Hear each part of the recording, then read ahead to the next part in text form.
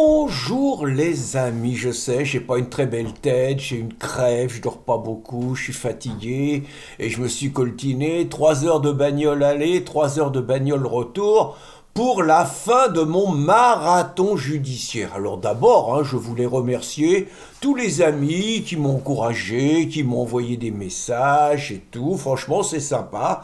Merci les potes, ça fait toujours du bien dans ces périodes-là. Donc, normalement, c'était la fin. J'avais commencé par un interrogatoire policier à cause d'un crétin de la libre pensée. J'ai eu le tribunal de police à cause d'une ceinture de sécurité que j'avais pas mis pendant 20 mètres. Et là, donc, j'étais interrogé par un juge qui, bien que je sois plus responsable de riposte laïque depuis 2012, estimait qu'il avait besoin de m'entendre et qu'il envisageait de me mettre en examen. Donc, bon... Je ne cache pas que j'avais pas envie d'y aller, mais mon avocat, Maître Pichon, m'a dit qu'il fallait quand même y aller parce que des fois les juges peuvent être mauvais joueurs et peuvent m'envoyer les gendarmes ou les flics me chercher et que ça peut se terminer par une garde à vue. Alors j'y suis allé, que je vous dise quand même, c'est pas rien, parce que quand vous êtes interrogé par un juge ou par des policiers, vous êtes obligé d'être paranoïaque. Moi je sais que j'ai déjà connu 2 perquisitions, j'ai connu notamment une perquisition à la sortie d'un interrogatoire de police, et donc vous êtes obligé de penser à tout, je vais vous dire n'importe quoi, vous voyez, normalement demain vous n'aurez pas de vidéo, je vous fais celle de ce soir, là c'est donc pour demain, donc...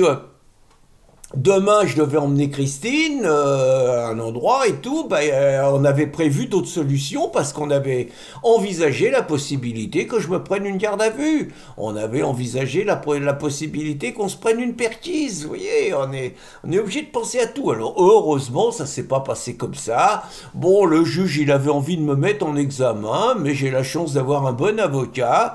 Peut-être que j'ai donné aussi des arguments parlants. Toujours est-il qu'à l'arrivée, je ne suis pas mis en examen, je suis seulement ce qui s'appelle témoin assisté. Alors bon, en gros, ça veut dire que si ça va au bout, je pourrais être appelé à témoigner, mais en tout cas, ça me fait un procès de moins. Je vous cache pas que j'apprécie, voilà. Donc, je suis sorti donc de chez le juge, et j'étais convaincu que cette fois, ça y est, 2024, on allait pouvoir penser un peu à la fin de l'année, aux fêtes, aux amis, à la famille, et qu'on verrait tout ça en 2025. Donc je vous cache pas que j'ai quitté le bureau du juge avec un certain sentiment de soulagement. Donc on a été à ma voiture, j'allais ramener notre avocat à la gare, et donc on part, on fait 100 mètres, je vois mon téléphone qui sonne, gendarmerie.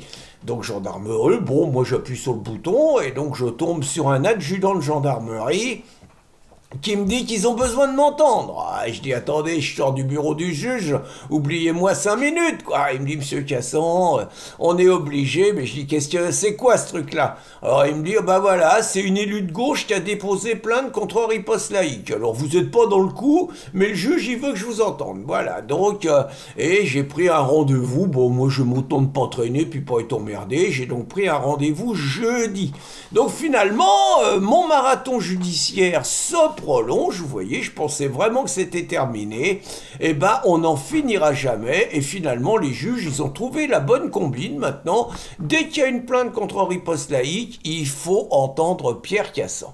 Donc voilà les amis, je voulais vous tenir au courant, donc ça va, pour aujourd'hui ça va, je suis pas inquiet pour l'interrogatoire de vendredi, mais malgré tout, je vous avoue que je m'en serais passé. Allez, donc pas de vidéo demain, et bonne journée les amis.